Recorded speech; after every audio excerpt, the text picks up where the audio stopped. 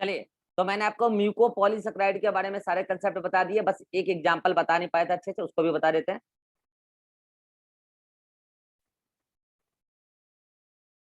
ठीक है, तो इसमें मैंने कई सारे एग्जांपल आपको बताया।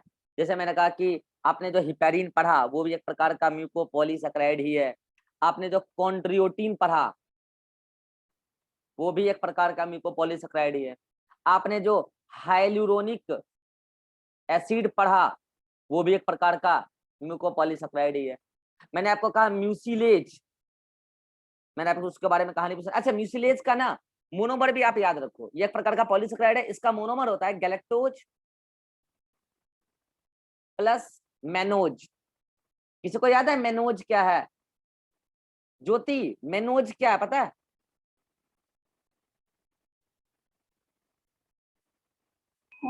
ये डाइसैकेराइड है। डाइसैकेराइड है। रिवा, मोनोसैकेराइड है, हेक्सोज है। हेक्सोज है, एपीमर ऑफ ग्लूकोज है।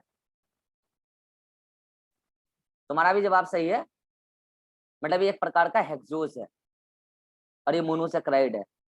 भाई साहब पढ़ाई कीजिए। ज्योति, मेनोज, मन बदलता है दूसरी बार में लड़की का, मॉल जाते हैं जब कपड़ा खरीदने के लिए। ठीक है, याद बताइए, ट्रिक बताया मैंने आपको। मेनोज एपीमर है ग्लूकोज का, और ग्लूकोज एक प्रकार का हेक्सोज है, तो उसका एपीमर भी हेक्सोज ही होगा, मॉलिक्यूलर फार्मूला तो सेम होगा, केमिकल फार्मूला तो सेम होगा। और गैलेक्टोज एक प्रकार का क्या है? डाइसैकेराइड है, ग्लूकोज और गैलेक्टोज का बना हुआ है, ग्लूकोज और लैक्टोज का बना हुआ है। तो म्यूसिलेज में 3 प्रकार के मोनोसैकेराइड होते हैं। गैलेक्टोज में होगा आपको ग्लूकोज और लैक्टोज, और इधर मेनोज। ठीक है, ये म्यूसिलेज बता दिया, ये भी एक प्रकार का मतलब कि म्यूकोपॉलीसैकेराइड है। अच्छा, एक बताया मैंने म्यूकोपेप्टाइड, म्यूकोपेप्टाइड वही है म्यूकोपेप्टाइड, जो अभी मैंने बोला ना पेप्टाइडोग्लाइकेन बैक्टीरिया में जो होता है, म्यूकोपेप्टाइड भी कहते हैं उसको, म्यूकोपेप्टाइड, पेप्टाइडोग्लाइकान। ठीक है, ये सब हम डिस्कस कर चुके थे, एक बच गया था बस डिस्कस करने के लिए, फाइकोकोलाइड्स। फाइकोकोलाइड्स, एल्गी के अंदर कुछ कोलाइड नेचर के म्यूकोपॉलीसैकेराइड मिलते हैं, उसी को बोलते हैं फाइकोकोलाइड। ये 2 प्रकार के होते हैं, एक सल्फोटेड, सल्फोनेटेड, जिसको सल्फेटेड भी आप कह सकते हो, और एक नॉन सल्फेटेड, नॉन सल्फेटेड। ठीक है, सुनेगा ध्यान से, ये आगे काम आएगा दूसरे चैप्टर में, इसलिए बता रहा हूं। सल्फेटेड कहां पाया जाता है? इन रेड एल्गी, और ये पाया जाता है इन ब्राउन एल्गी। ठीक है, और इसका एग्जांपल मैंने बोला सल्फेटेड फाइकोकोलाइड्स का एग्जांपल मैंने बोला एल्गीन, याद रखिए, सॉरी अगार अगार। और एक एग्जांपल और आपके नोट्स में लिखा है, मैंने आपको कहा ना, कैरेजिनिन, कैरेजिनिन। और इधर एक ही एग्जांपल याद रखिए, एल्गीन।